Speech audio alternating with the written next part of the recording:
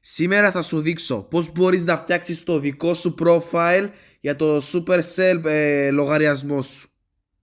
Αρχικά πάμε εδώ στο YouTube. Ναι, ξέρετε, έχω μπει στο κανάλι μου. Πηγαίνουμε στην κοινότητα Brawl Stars και μπαίνουμε στο κανάλι, όχι ουσιαστικά εδώ, σε αυτό το κανάλι. Θα μπεις εδώ στην κοινότητα και θα βρεις τη φωτογραφία με την EMS.